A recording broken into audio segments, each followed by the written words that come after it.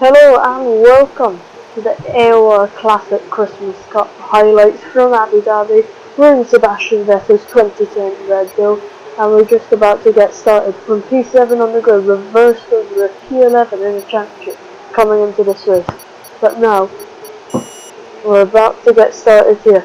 Apparently, my new leaderboard position is 86 above the red lights, but we go to 5 red lights here.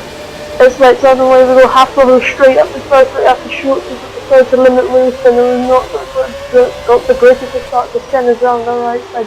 We tried to pick up the side of Jacob, but he's too far ahead. If he goes side by side of Heist into the fast S's, but we have to go right on the outside of Heist. He makes contact, he forces us over the boundary curve, we come back on track, send us on the outside, and we make contact with them, and they almost take our wing off. That was very close, but Heist has been half spun by centre and we're stuck in the mid lane and everyone else is just going right round their outside and we've lost so many positions here. Heist has pushed us out onto the surface and now map 2 and 2 is going to be coming off our inside here.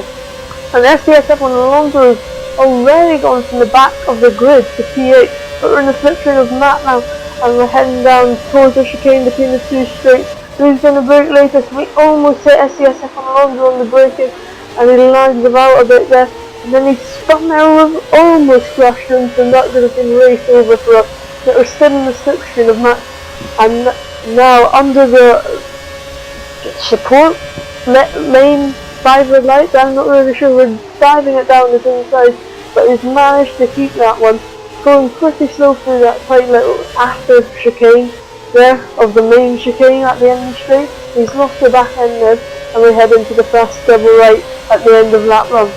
But now we got onto the very end of lap 1 now, and we've lost the car there. We've just managed to save it, and we're going to do the same here, getting onto the curb and then losing it there, but we've managed to save it again.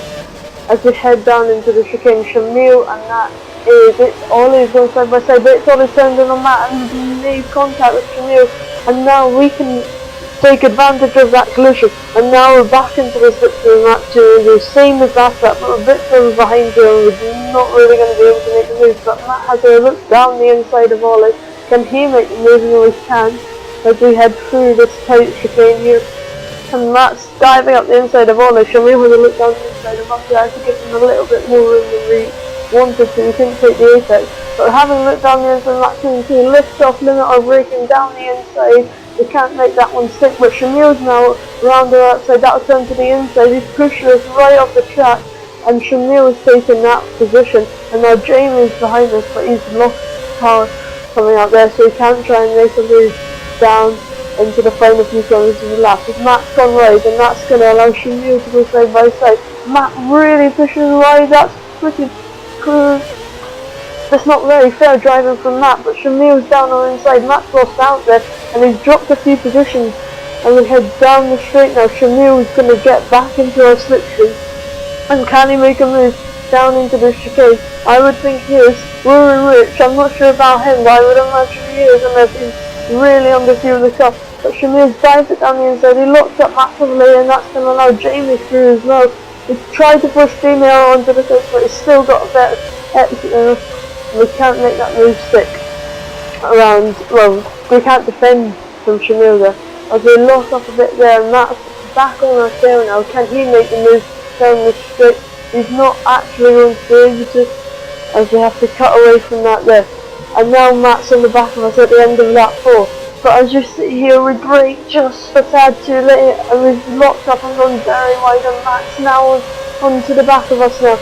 And side by side, he's trying to force us to the inside, we're trying to take him to the outside, a little bit of contact there, but Matt goes right around the outside.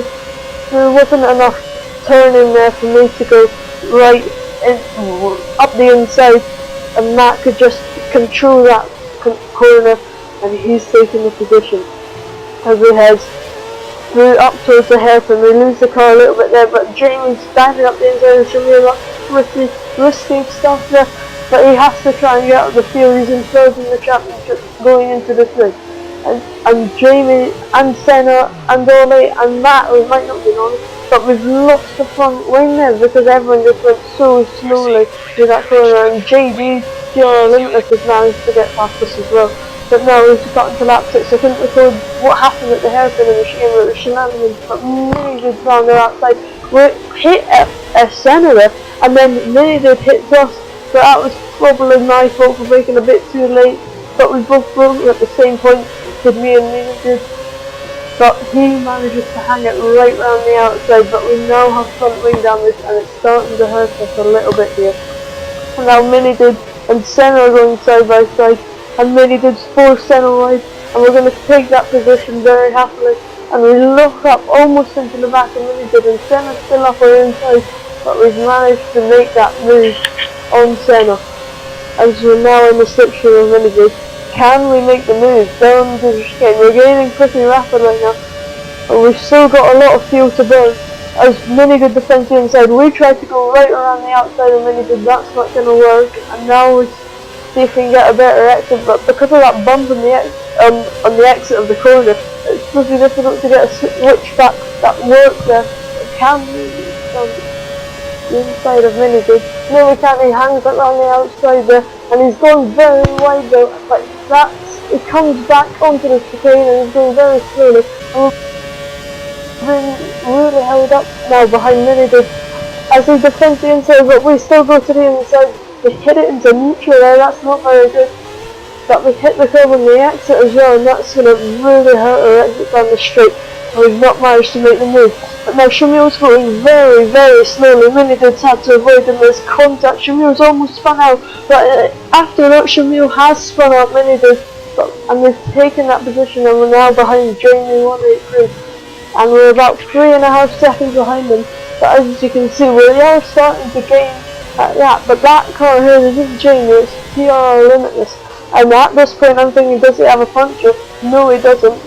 But does he have front wing damage? Is that why he's going so slowly? But in the end, it was just a half spin.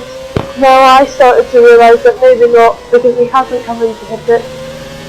But JB there, that's all the chances of his championship gone now. We put it into neutral again there, and that's not the greatest driving from me. As we head down onto lap 13, and that's Jamie and Limitless going side by side. Jamie's going very aggressive, trying to get a good switch back, not sure if that was just flag though, as we head down, chasing them down the back straight. As we kind of just cut away from it there, but Jamie can make the move on Limitless. But now we're right behind Jamie, so 3.8 seconds to pretty much 0 in just the space of a few laps. Even with that front wing damage down the inside, he was going to squeeze us there, so he backs out of it and he keeps the position. As we head down onto lap 14 now, Jamie behind Ole, behind Limitless, behind the lag car, the disconnected car of SCSF on Alonso, put into neutral. We've almost lost it there, but now Jamie and Ole are going side by side. That SKSF one Alonso car was a pretty big distraction there. I'm not going to lie, I was focused on it quite a lot. But Jamie and Ole going side by side now. Who's going to be last? The late racers? It's Ole, but he's gotten way too deep, and that's going to allow Jamie through. Now, can Ole get the switch back? Not really. It doesn't look like he's managed to get the best exit there. But Jamie's still going to defend the inside line.